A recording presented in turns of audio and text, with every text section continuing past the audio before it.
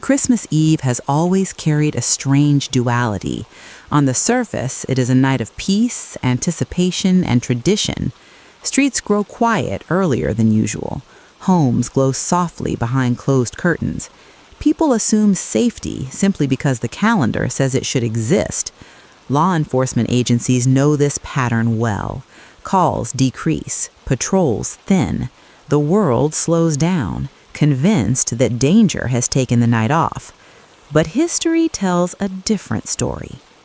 Christmas Eve has repeatedly proven to be a night when crimes hide most easily, not because people are reckless, but because they are trusting. Silence becomes camouflage, routine becomes cover, and violence, when it happens, often unfolds without interruption. The first case investigators often reference occurred in a quiet residential neighborhood where nothing seemed out of place until morning. The victim was a middle-aged man who lived alone, known to neighbors as polite and predictable. On Christmas Eve, he followed his usual routine. He cooked dinner, watched television, sent a few holiday messages. No one heard an argument, no one heard a scream. Sometime between the final holiday movie and midnight, someone entered his home. There was no forced entry, the door showed no damage, the windows remained locked. Whoever arrived did so with permission or with familiarity enough not to raise suspicion. The crime itself was swift, controlled, silent. When police later examined the scene, they noted the absence of chaos. Furniture remained in place. Decorations stood untouched. The tree lights were still glowing when the body was discovered the next morning. The murder had taken place while the neighborhood slept. Investigators later determined that the killer had relied on the holiday. Neighbors were distracted, families were inside. The assumption that nothing bad happens on Christmas Eve worked exactly as intended. The victim was dead for nearly 10 hours before anyone noticed. This pattern repeats itself across decades and continents. Another case unfolded in a small town where a young couple failed to show up for Christmas dinner. They lived only a few blocks away from relatives, close enough that walking was easier than driving. When they did not arrive, concern was delayed. Phones rang unanswered, messages went unread. No one panicked immediately because Christmas Eve was allowed to stretch explanations. Police were called late that night. Officers conducted a welfare check, expecting to find illness or a misunderstanding. Instead, they found a scene frozen in time.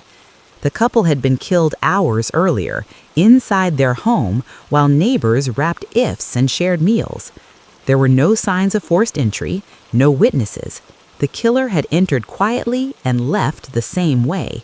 The holiday had provided invisibility. In many Christmas Eve crimes, timing matters more than brutality. Offenders understand that response times slow, that people hesitate to call authorities, that noise is less likely to be questioned. A door closing late at night is ignored. A raised voice is dismissed as celebration. One infamous case involved a family gathering that turned fatal behind closed doors. The house was full of guests earlier in the evening. Laughter, music, conversation filled the space. By midnight, everyone had left except 2 people. What happened next was never heard by anyone else. When the body was discovered the following morning, investigators realized the killing had occurred less than an hour after the last guest left. The offender had not fled immediately. They stayed, cleaned, rearranged furniture, then left quietly, confident that no one would come looking until morning. Christmas Eve allowed time. In urban areas, the crimes look different but follow the same logic. In one city, a convenience store clerk was shot just before midnight. The store was nearly empty. Foot traffic was low. The suspect entered, committed the crime, and disappeared into streets already thinning of witnesses. Cameras captured the act, but not the face clearly enough to identify the killer. Police later admitted that patrol coverage was lighter that night. Resources had been diverted to handle holiday-related calls elsewhere. The suspect understood the timing better than anyone. Not all Christmas Eve crimes are committed by strangers. Many involve people who know each other well. family members, partners, friends. The holiday amplifies emotion. Old conflicts resurface.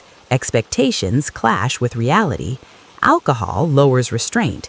And when violence occurs, it is often minimized or delayed in reporting because no one wants to believe something terrible happened on a night meant for peace. In one case, a domestic argument escalated into homicide while extended families slept in other rooms. The victim was killed quietly, deliberately, and the body was hidden until the next morning. When police arrived, the house smelled of food and pine, decorations stood intact. The contrast was unsettling. Investigators later said the holiday had not caused the crime, but it had shaped it.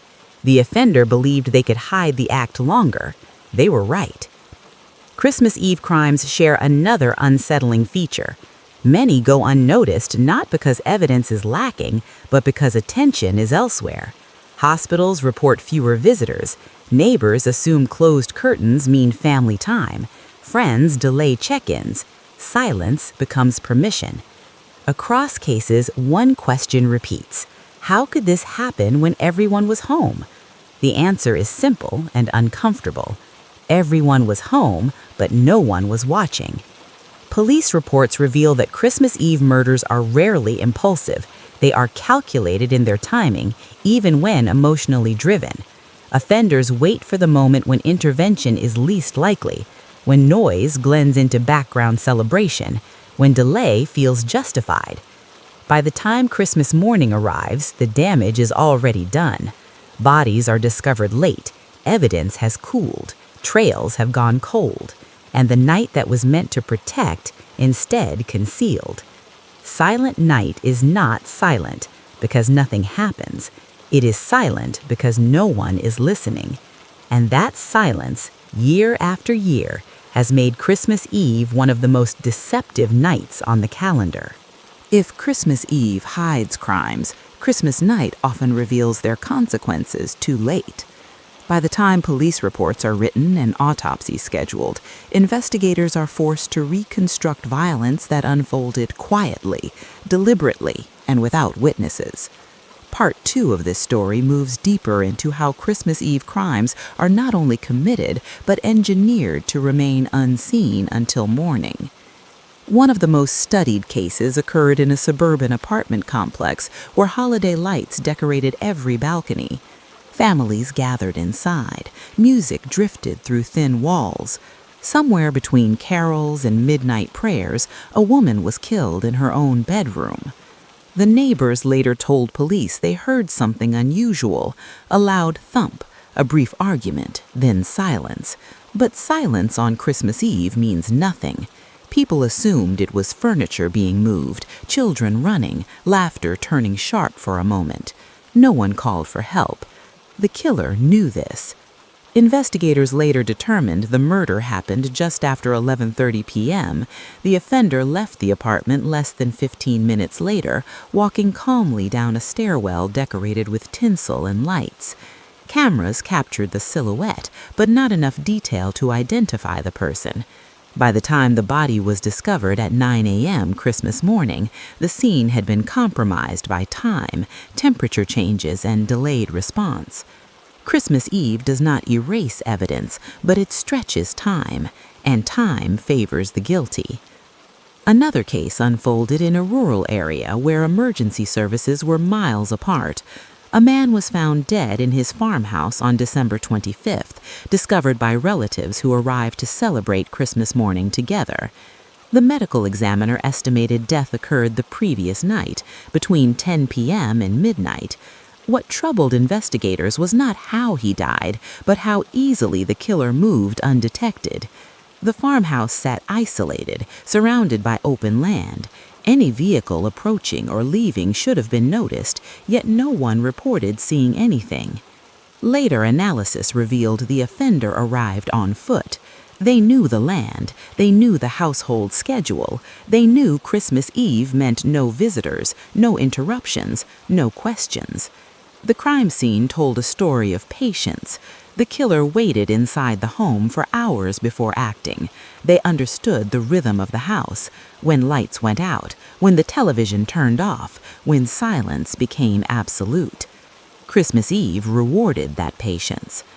In cities, Christmas Eve crimes often involve transportation hubs, train stations, bus terminals, parking garages. These locations operate on reduced schedules but increased emotional traffic. People are tired, distracted, focused on getting home. Offenders blend into the crowd. One case involved a fatal assault in a parking garage beneath a shopping center. The victim had stayed late to finish holiday shopping. Surveillance footage showed her entering the garage at 9:47 p.m. Footage then showed nothing unusual for nearly 20 minutes. No struggle was obvious, no screams were heard.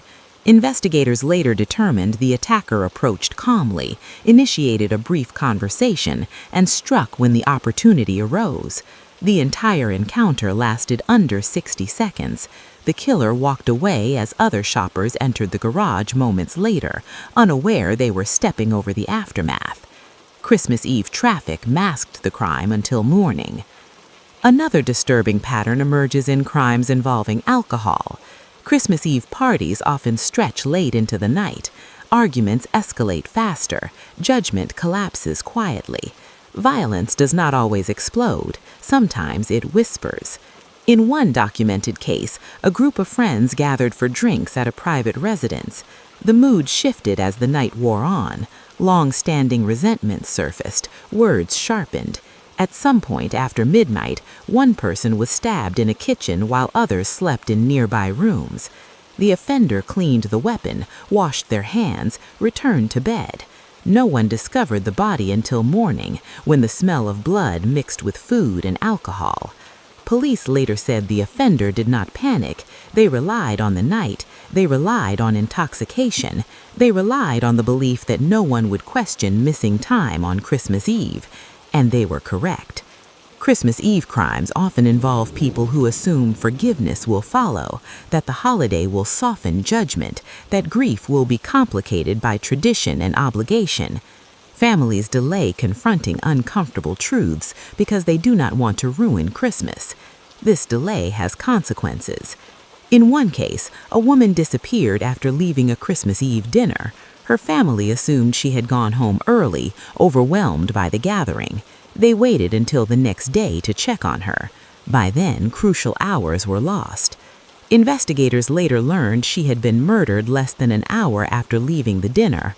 The suspect had been present at the gathering, smiling, laughing, sharing food. The holiday provided not just cover, but credibility. No one suspects violence from someone holding a gift bag. Another chilling example comes from a hotel where staff operated on skeleton shifts.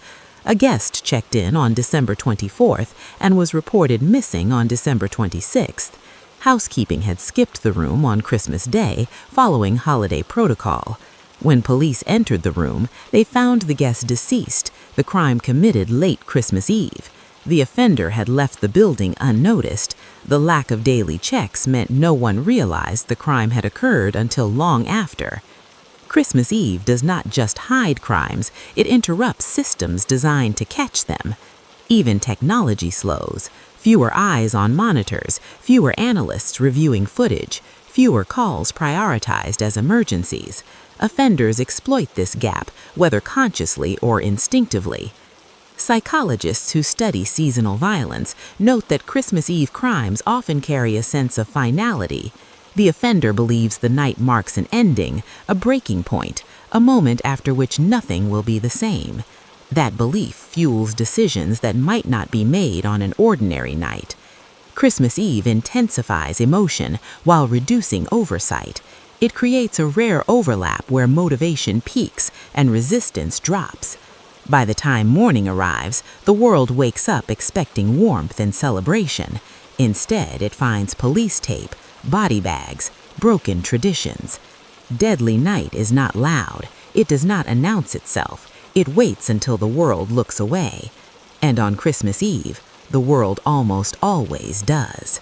By the time Christmas Eve arrives, the crimes of Christmas Eve have already settled into silence. What makes these cases so difficult to solve is not a lack of violence, but a lack of interruption. In Part 3, the focus shifts to crimes that unfolded entirely unnoticed, not because they were hidden well, but because no one expected to hear them at all. One of the most haunting Christmas Eve cases involved an apartment building filled to capacity with families celebrating the holiday. Children slept, adults watched late-night television, music played softly behind closed doors. In one unit, a man was being killed slowly over the course of nearly an hour.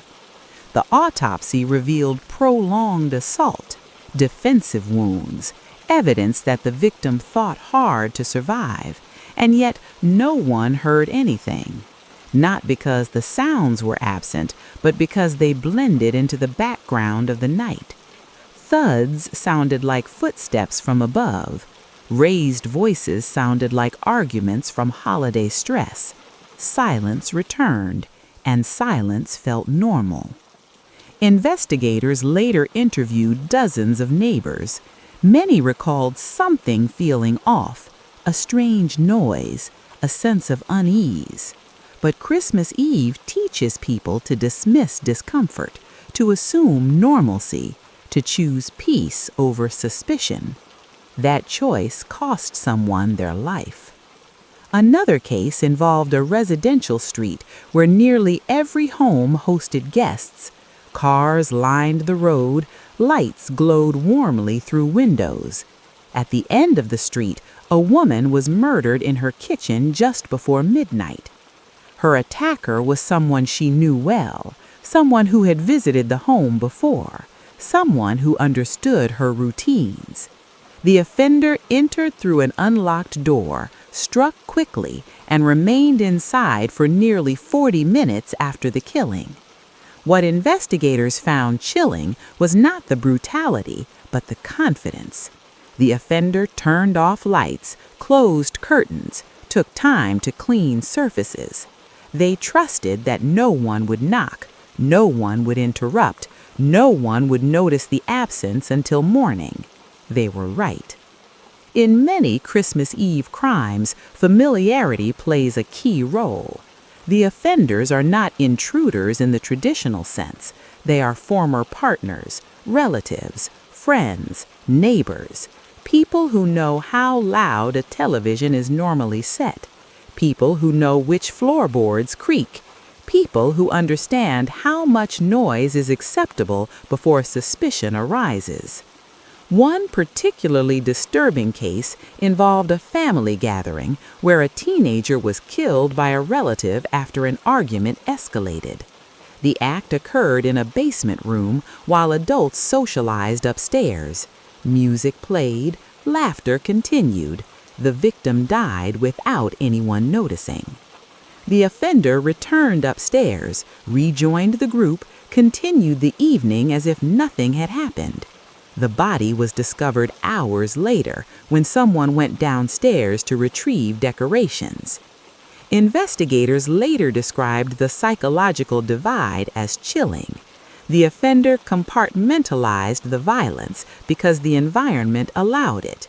Christmas Eve created a bubble where reality could be paused. There are also crimes where the victim never had a chance to make noise at all. In one case, a shop owner closed his store early on Christmas Eve and began walking home through a quiet commercial district. He was attacked behind, struck unconscious, and killed within minutes. No screams, no struggle visible from the street. His body lay behind a dumpster until discovered by sanitation workers the next morning. Surveillance footage showed several people passing nearby within minutes of the attack. None looked in his direction. None noticed anything unusual. Their focus was elsewhere: holiday lists, cold weather, getting home. Christmas Eve narrows attention. People see less because they expect less. Another pattern emerges in crimes involving isolation disguised as celebration. Hotels, motels, and short-term rentals are often full on Christmas Eve. Staff numbers are low, guests assume privacy. Offenders understand this environment well. In one hotel case, a guest was killed by someone staying in an adjacent room. Noise complaints were filed earlier in the evening, but by midnight, the hallway was quiet. Staff assumed the issue had resolved.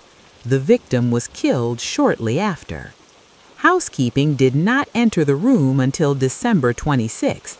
The delay erased crucial forensic details.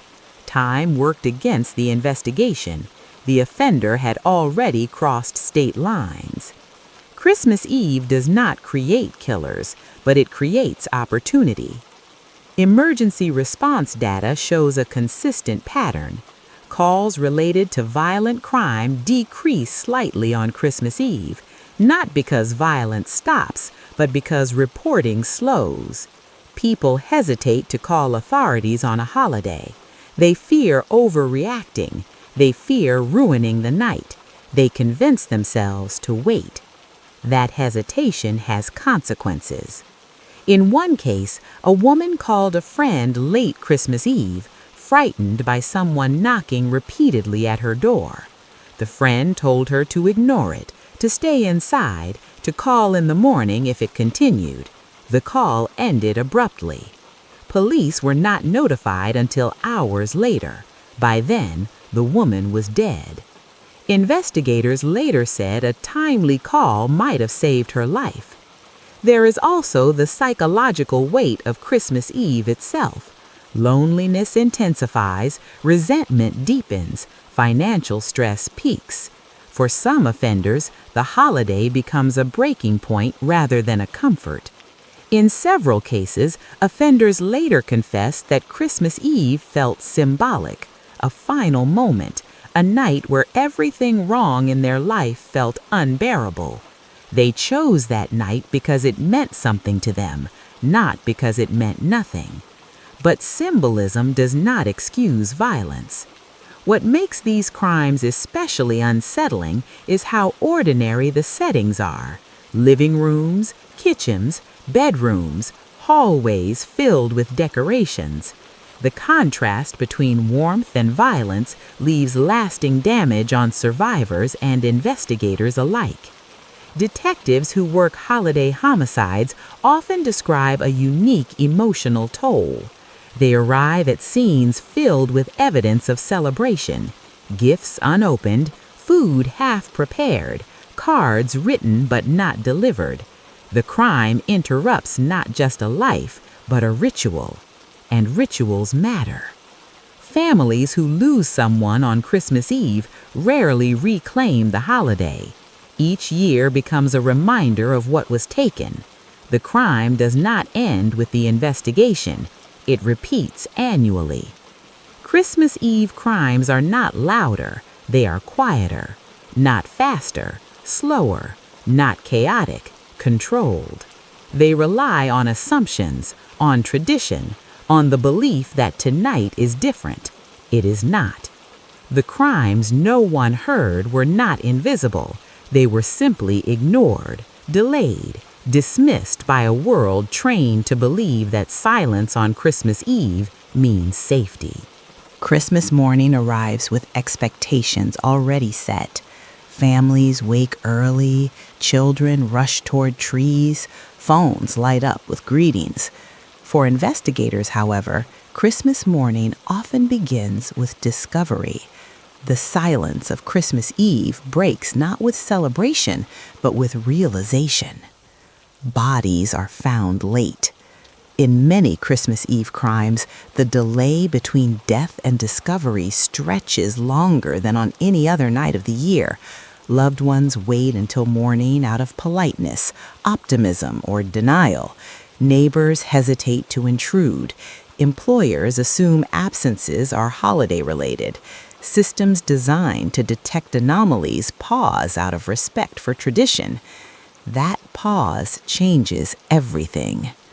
One of the most instructive cases occurred when a woman failed to arrive at her parents' home on Christmas morning. She lived alone, but she never missed Christmas breakfast. When calls went unanswered, concern finally replaced assumption. Police were contacted just before noon. Officers found her deceased in her apartment. The medical examiner estimated she had been killed sometime after 10 p.m. the previous night. Nearly 14 hours had passed. During that time, heating systems ran, windows were opened and closed. The environment altered the crime scene beyond recovery. Key forensic markers were gone. Investigators later admitted that if the body had been discovered just a few hours earlier, the suspect timeline would have narrowed significantly. Instead, the window of opportunity stretched across the entire night. Too many people had alibis that could not be disproven. Christmas morning does not create evidence loss, but it accelerates it. Another case involved a rural property where a man was found dead in his driveway by a neighbor returning from church. Tire marks visible earlier that morning had already been driven over by multiple vehicles. Footprints were obscured by frost melting under sunlight. The offender had left shortly after midnight, but the delay in discovery meant no fresh trail existed. Investigators were forced to rely on circumstantial evidence. The case remains unsolved. In urban settings, Christmas morning discoveries are often complicated by public movement. Streets fill quickly. Emergency vehicles respond to unrelated calls.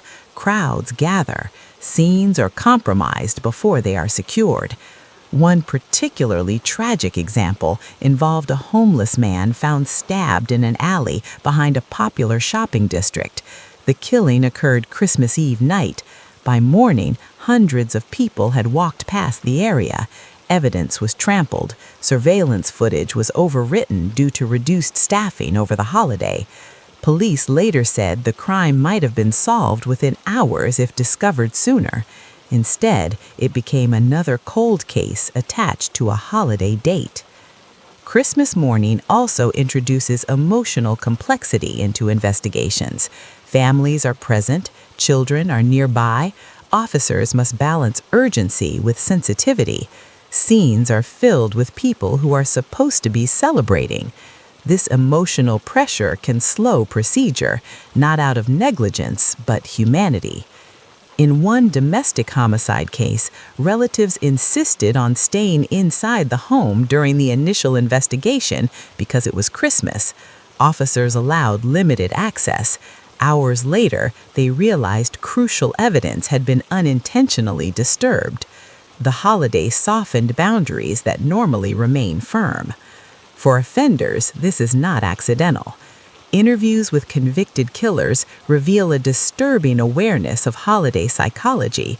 Many admitted they chose Christmas Eve because they believed police response would be slower, that witnesses would be distracted, that families would delay reporting. They were often correct. In one confession, an offender stated plainly that Christmas Eve felt safe, not morally, but practically. He believed no one would question loud noises, that no one would check in until morning, that by then he would be gone. The investigation confirmed this belief had shaped his planning. The morning after reveals patterns in missed warning signs. Neighbors recall arguments they dismissed. Friends remember unanswered messages they assumed were sleep. Hotel staff recall doors not opening when expected. Each memory arrives too late. Investigators often refer to Christmas Eve crimes as time-shifted. The act occurs at night, but the response belongs to the next day. That shift creates blind spots. Timelines blur, witnesses forget details, surveillance data gaps widen. Even forensic science has limits against time. Blood dries, DNA degrades, temperature changes affect lividity. Christmas Eve gives offenders hours without scrutiny. In one particularly haunting case, a child discovered a deceased parent while opening presents Christmas morning. The crime had occurred late the previous night. The shock of discovery permanently altered the child's memory of the holiday. Investigators later said the offender relied on the assumption that no one would check on the victim until morning. That assumption proved devastatingly accurate. Christmas morning does not just reveal crimes, it magnifies them. Scenes are documented alongside decorations. Evidence photographs capture stockings, trees, and wrapped gifts. These images follow cases for years, appearing in courtrooms and media coverage, forever linking the crime to the holiday. For families, there is no separation. Every Christmas becomes the anniversary of discovery. Detectives working these cases often describe a lingering frustration. They know the crime might have been prevented or solved if timing had been different, if someone had called sooner, if someone had checked in earlier, if the calendar had not given permission to wait. But the calendar always wins. Christmas Eve crimes rely on the morning after. Without delay, many would fail.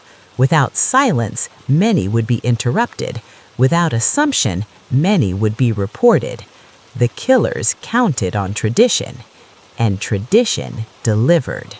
Long after the police tape is removed and the evidence boxes are sealed, Christmas Eve crimes continue to echo.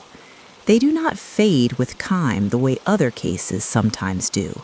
Instead, they return every year, precisely on schedule, carried by the same songs, the same lights, the same expectations of peace. For families left behind, the calendar becomes an enemy. One mother described how Christmas Eve stopped feeling like a night and became a countdown. Every hour marked another moment her child had been alive for the last time. Midnight was no longer symbolic, it was exact. She knew roughly when the crime had happened. That knowledge followed her into every holiday thereafter. Investigators see this pattern repeatedly.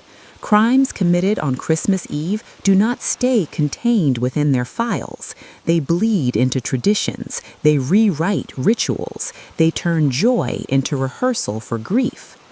In one community, a Christmas Eve homicide reshaped an entire neighborhood.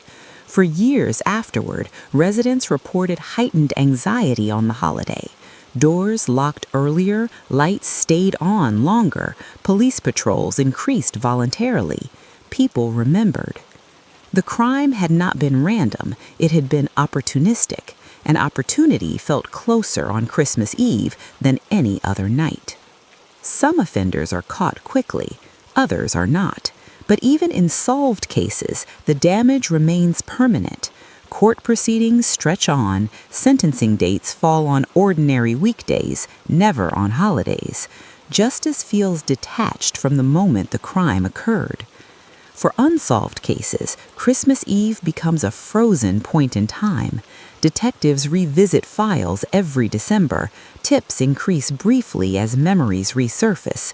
Witnesses remember fragments they forgot to share. But time has already taken its toll. Cold cases tied to Christmas Eve often suffer from the same flaw that enabled the crime: delay. Evidence lost in those first silent hours can never be recovered.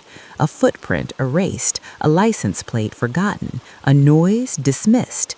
Each small decision to wait compounds into uncertainty. Families often struggle with guilt, not because they caused the crime, but because they followed tradition.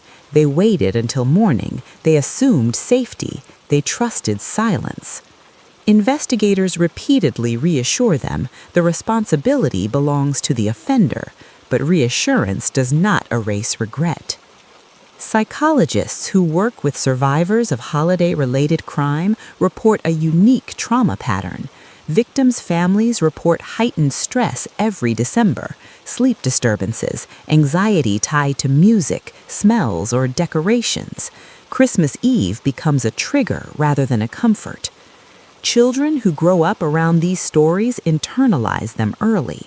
They learn that safety is conditional, that silence is not reassurance, that holidays do not protect. In law enforcement, Christmas Eve crimes change how the night is viewed professionally. Many officers volunteer for holiday shifts after working a case tied to December 24th. They know the patterns, they listen more closely, they respond faster. But systemic change is slow. Reduced staffing still occurs, delayed reporting still happens. The assumption that Christmas Eve is quieter persists, despite decades of evidence to the contrary. Statistics show that while overall crime may dip slightly during the holidays, severe crimes do not disappear. They concentrate, they hide, they exploit timing. Christmas Eve does not stop violence, it simply disguises it. There is also a darker truth that investigators rarely say aloud. Some offenders find meaning on the date. They want the crime remembered. They want it tied to something permanent. A holiday ensures that. In interviews, some convicted killers admitted choosing Christmas Eve because they believed the victim would never be forgotten. They were right, but not in the way they imagined. The memory that survives is not theirs, it belongs to the victims. Every Christmas Eve crime leaves behind a distorted reflection of the holiday. Decorations become evidence, traditions become timelines, silence becomes suspect. And yet, despite this history, the night continues as it always has. People gather, doors unlock, trust extends outward, hope outweighs caution. Perhaps that is not a flaw, but a choice. Christmas Eve crimes reveal something uncomfortable but human, that even knowing the risks, people choose to believe in peace. They choose warmth over suspicion. They choose tradition over fear. The tragedy lies not in that choice, but in those who exploit it. Silent night is not dangerous because it is quiet. It is dangerous because it is believed. And every year, somewhere in the world, while lights glow and songs play softly in the background, someone relies on that belief. By morning, the silence is gone.